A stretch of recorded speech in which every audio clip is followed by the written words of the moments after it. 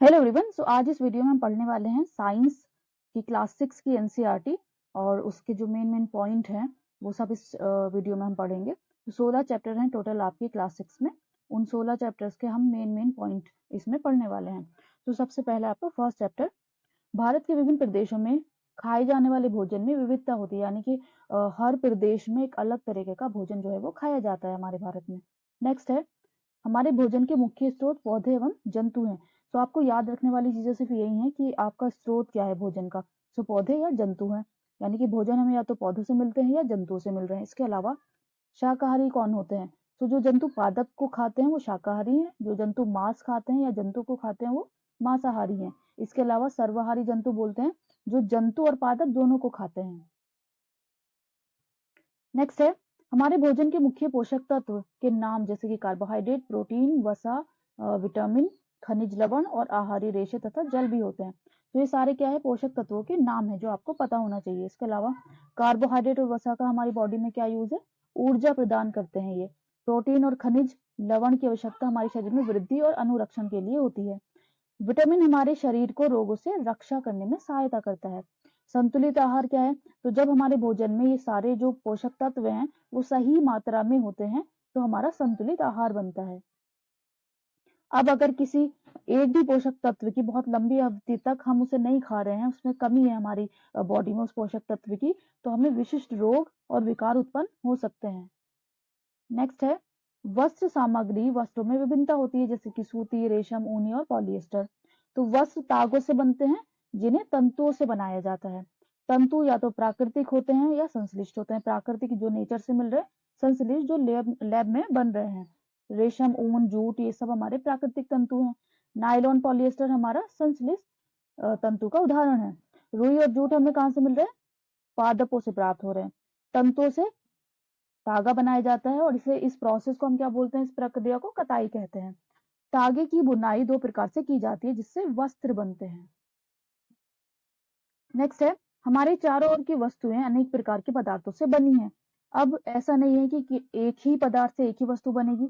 किसी एक पदार्थ से बहुत सारी वस्तुएं बन सकती हैं और किसी बहुत सारे पदार्थों से एक वस्तु भी बन सकती है। तो विभिन्न प्रकार के पदार्थों के गुण में भिन्नता होती है, यानी कि हर पदार्थ एक दूसरे से भिन्न हो सकता है गुणों के आधार पर। इसके अलावा अगर हम टच करें तो दिखावट के आधार पर भी वो अलग अलग हो सकते हैं, जैसे कुछ खुरदुरे हो सकते हैं, कुछ स्पर्श करने पर चिकने हो सकते हैं, कुछ कठोर हो सकते हैं, कुछ कोमल हो सकते हैं। कुछ पदार्थ जल में विलय होते हैं, उन्हें विलय पदार्थ बोलते हैं। कुछ अविलय यानी कि कुछ पदार्थ घुलते हैं, उन्हें विलय बोलते हैं, पानी में घुल जाते हैं। जो नहीं घुल पाते हैं वो अविलय पदार्थ होते हैं। कुछ पदार्थ जैसे कि पारदर्शी पारदर्शी पदार्थ जिनके आर पार हम देख सकते हैं। कुछ पदार्थ जैसे कि लकड़ी, धातु, वो अपारदर्शी है, यानी कि अगर हम लकड़ी देखें तो उसके पीछे का हमें नहीं दिखेगा, यानी कि आर पार नहीं दिखेगा। कुछ पारभासी जिसमें हम थोड़ा बहुत देख सकते हैं पर क्लियर नहीं देख सकते, वो पारभासी होता है। पदार्थों के अनेक गुणों में समानताओं भिन्नताओं के आधार पर समूहों में बांटा जा सकता है। नेक्स्ट है, वस्तुओं को सुविधा तथा उनके गुणों के अध्ययन के लिए एक साथ समूहित किया जा सकता है। नाव हस्तचयन, निष्पावन, चालन, अवसादन, निस्तारण, निस्यंदन मिश्रणों से उनके अवयवों के पृथक्करण की कुछ विधियां हैं। तो ये सब विधियां हैं जिनसे जैसे जो फसल तैयार होती है हमारी, और उस फसलों को हम अब क्या करना होता है, हमें से उसमें से जो मिश्रण होता है उसके अवयवों को पृथक करना होता है, यानी कि अलग करना होता है। तो हम इन सारी विधियों का यूज कर सकते हैं। अनाज से भूसा पत्थरों को हस्तचयन द्वारा निकाला जाता है। भूसा और अनाज के भारी बीजों को निष्पावन विधि द्वारा निकाला जाता है या पृथक किया जाता है। किसी मिश्रण के कणों की अमाप में अगर अंतर यानी कि साइज में अगर अंतर है तो हम उसे चालन यानी कि छानने के जरिए छान देंगे बड़ी सी चलनी में, या फिर निस्यंदन प्रक्रियाओं द्वारा पृथक किया जा सकता है। रेत और जल के मिश्रण में रेत के भारी कण तली में बैठ जाते हैं और निस्तारण की विधि द्वारा जल को पृथक किया जा सकता है। तो ये बहुत कॉमन एग्जाम्पल है जो हम अपने घरों में भी करते हैं। नेक्स्ट है, द्रव और उसमें अविलय पदार्थों के अवयवों को निस्यंदन के द्वारा पृथक किया जाता है। किसी द्रव को उसी वाष्प में परिवर्तित करने की प्रक्रिया को वाष्पन कहते हैं। यानी कि जैसे पानी है, पानी जब भाप बनता है तो ये प्रक्रिया हमारी वाष्पन कहलाती है। तो वाष्पन की विधि का उपयोग द्रव में घुले ठोस पदार्थों को पृथक करने में किया जाता है। जैसे कि पानी में अगर नमक घुलाए तो हम उसको क्या करेंगे? गर्म कर देंगे। अब पानी तो भाप में बन जाएगा गर्म करने पर, नीचे जो बचेगा आपका वो नमक बचेगा, तो वो ठोस पदार्थ आपका नीचे बच जाएगा। जिस विलयन में कोई पदार्थ अधिक ना घुल सके, वो संतृप्त विलयन होता है। यानी कि आप पानी में नमक घोल रहे हैं और एक पॉइंट ऐसा आएगा कि वो नमक घुलना बंद हो जाएगा, तो वो जो पॉइंट है आपका उस टाइम पे वो जो विलयन है वो संतृप्त विलयन बन गया है। अब और नमक डालने के लिए आपको उसको गर्म करना पड़ेगा। तो किसी पदार्थ के विलयन को गर्म करने पर उसमें और अधिक पदार्थ घोला जा सकता है। जल विलेय पदार्थों की विभिन्न मात्राएं घोलता है। तो जल जो है वो हर पदार्थ की अलग अलग मात्रा घोलता है। जरूरी नहीं नमक इतना घुला है तो चीनी भी इतनी घुली होगी। नेक्स्ट है, कुछ परिवर्तनों को उत्क्रमित किया जा सकता है और कुछ को नहीं। उत्क्रमित परिवर्तन क्या होते हैं? तो जैसे बर्फ जो है, अगर टेम्परेचर ज्यादा, गर्मी ज्यादा हो तो बर्फ पिघल करके पानी बन जाता है। वही पानी अगर हम फ्रिज में रख दें तो वो फिर से बर्फ बन जाएगा। तो ये एक उत्क्रमित परिवर्तन है जिसे हम रिवर्स कर सकते हैं, बदल सकते हैं। कुछ ऐसे नहीं कर सकते। पदार्थों को गर्म करने पर किसी अन्य पदार्थ से मिश्रित करके उसमें परिवर्तन लाया जा सकता है। नेक्स्ट है, सामान्यतः पौधों का वर्गीकरण ऊंचाई, तना और शाखा के आधार पर शाख, झाड़ी और वृक्ष में किया जाता है। तने पर पत्तियां, पुष्प और फल होते हैं। सामान्यतः पत्ती, पर्णग्रंथ और फलक होते हैं पत्तियों के ऊपर। पत्ती में शिराओं का प्रतिरूप शिरा विन्यास होता है। यानी कि जो पत्ती आपकी होती है उसमें जो शिरा विन्यास आपका होता है, ये सब क्या होता है? ये शिरा विन्यास होता है आपका, जो जाली का रूप हो सकता है या समांतर। समांतर ऐसे ऐसे हो सकता है आपका। नेक्स्ट है, पत्तियां वाष्पोत्सर्जन क्रिया द्वारा जलवाष्प को वायु में निष्कासित कर देती हैं। तो पौधों में कभी कभार ऐसा होता है कि बहुत ज्यादा पानी आप दे देते हैं, तो वो क्या करते हैं, एक्सेस वाटर जो होता है, जो ज्यादा पानी होता है उसको पत्तियों के जरिए वाष्प में बदल देते हैं और वो वायु में मिल जाता है। तो इस प्रक्रिया को वाष्पोत्सर्जन बोलते हैं। हरी पत्तियां सूर्य के प्रकाश की उपस्थिति में वायु जल और कार्बन डाइऑक्साइड जो हमारी वायु से मिल रही है हमें, प्रकाश संश्लेषण से भोजन बनाती हैं। नेक्स्ट है, सो प्रकाश संश्लेषण किसमें होता है? पत्तियों में होता है। और इससे क्या होता है? भोजन बनाती हैं जो पत्तियां होती हैं। और सूर्य की उपस्थिति, कार्बन डाइऑक्साइड और जल की उपस्थिति में ये सब जो प्रक्रिया है वो होती है। नेक्स्ट है, जड़ें मिट्टी से जल खनिज पदार्थों का अवशोषण करती हैं तथा पौधों को मिट्टी में दृढ़ता से जमाए रखती हैं। इसके अलावा जड़ें दो प्रकार की होती है, मूसला और रेशेदार जड़। जालिका रूपी शिरा विन्यास वाली जो पत्तियां होती हैं वो मूसला जड़ होती हैं उसके अंदर। यानी कि जिन पौधों में जालिका रूपी शिरा विन्यास है उनकी जो जड़ें हैं वो मूसला जड़ होंगी, जबकि समांतर वाले में कैसी जड़ होंगी? रेशेदार जड़ होंगी। तने द्वारा जड़ों से पत्तियां को जल और पत्तियों से भोजन पौधों के अन्य भागों तक पहुंचाता है। यानी कि तना जो है वो भोजन जो होता है, पत्तियां जो भोजन बना रही हैं वो तना अन्य भागों तक पहुंचाता है। पुष्प के विभिन्न भाग बाह्य दल, पंखुड़ी, पुंकेसर और स्त्री केसर है।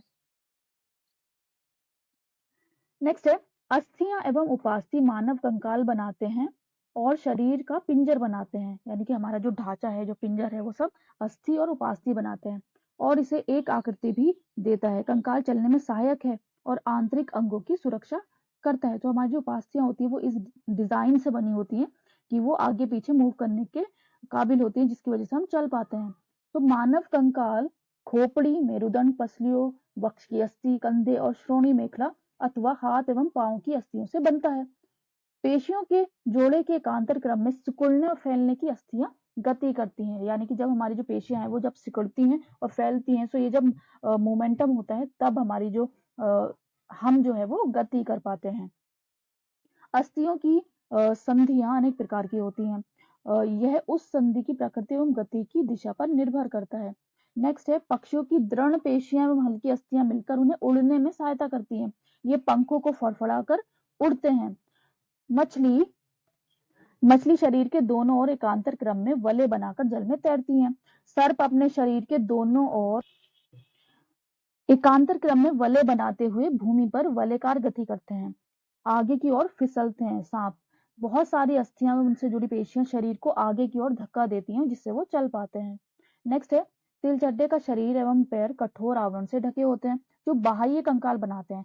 वक्ष की पेशियां 3 जोड़ी पैरों एवं 2 जोड़ी पंखों से जुड़ी होती हैं जो तिलचट्टे को चलने एवं उड़ने में सहायता करती हैं। इसके अलावा केंचुए में जो गति है शरीर की पेशियों के बारी बारी विस्तरण और संकुचन से होती है। शरीर की आधे सतह पर शूक केंचुए को भूमि पर पकड़ बनाने में सहायता करते हैं।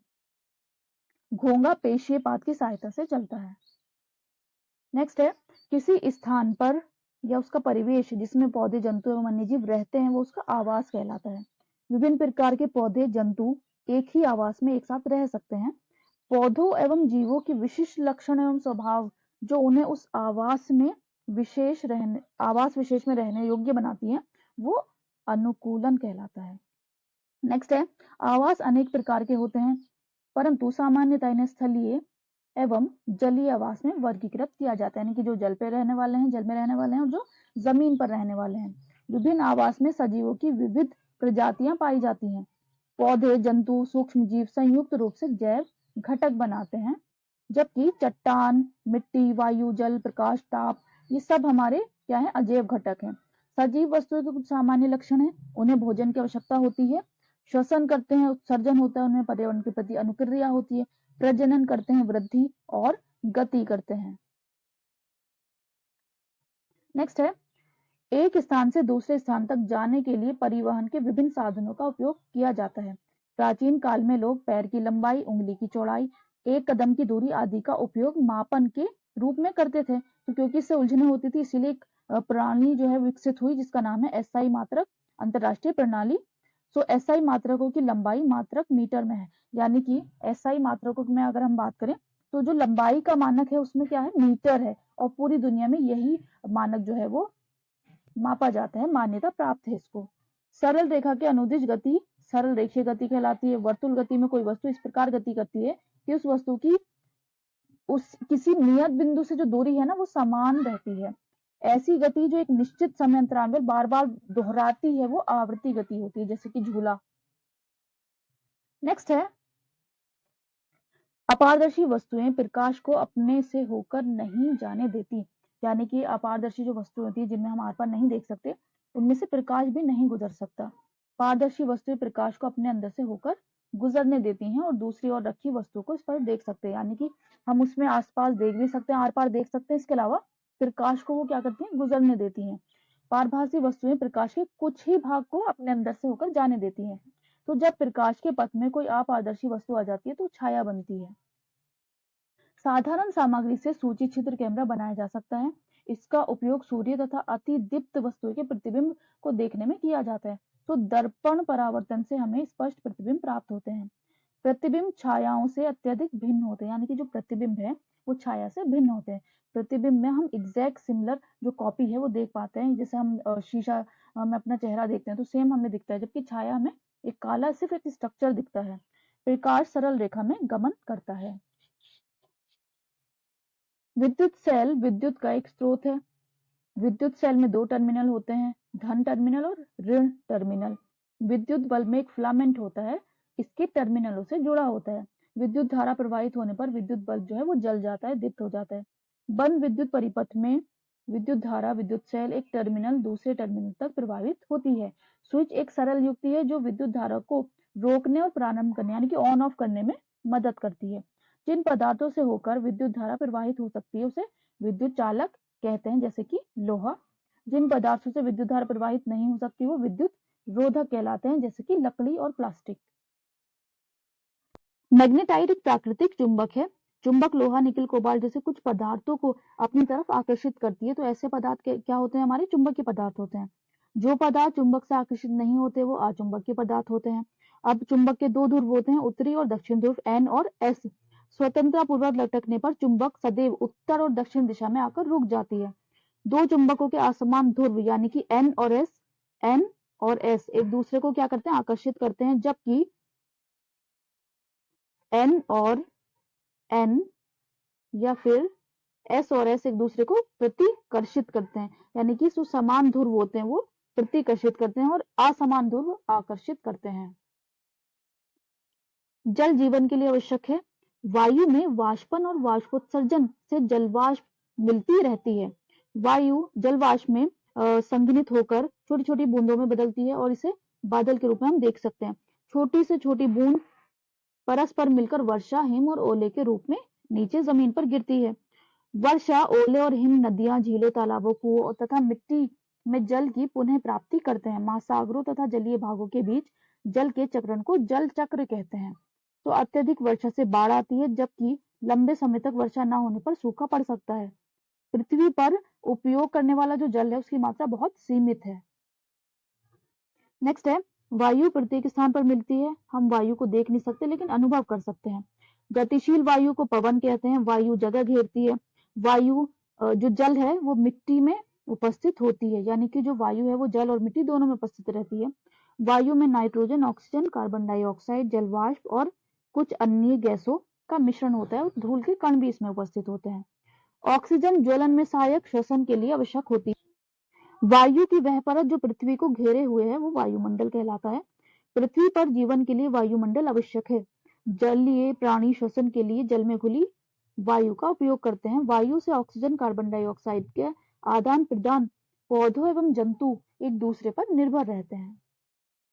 नेक्स्ट है, भराव क्षेत्र वह स्थान है जहां शहर तथा नगर के कचरे को एकत्र करके पाटा जाता है, यानी कि अलग अलग किया जाता है। कालांतर में इस क्षेत्र में, यानी कि बाद में 20 साल के बाद इस पर एक पार्क बना देते हैं। रसोई घर के विशिष्ट सहित पौधे एवं जंतु अपशिष्ट में खाद में परिवर्तन करना कंपोस्टिंग है।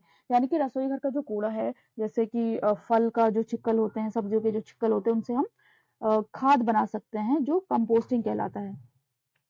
रसोई घर के कचरे की कृमि तथा लाल केंचुए द्वारा कंपोस्ट में परिवर्तित करना वर्मी कंपोस्टिंग है। अगर हम केंचुए के जरिए खाद बना रहे हैं तो वर्मी कंपोस्टिंग कहलाता है वो।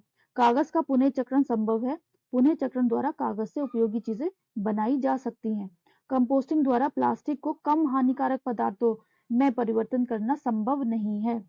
हम कम से कम अपशिष्ट उत्पन्न करने हमें चाहिए ताकि हमारी चारों तरफ जो कचरा है वो ना बढ़े और जो कचरा है उसकी जो मात्रा है उसे हम निपटाने के लिए कुछ उपाय भी खोज सकें।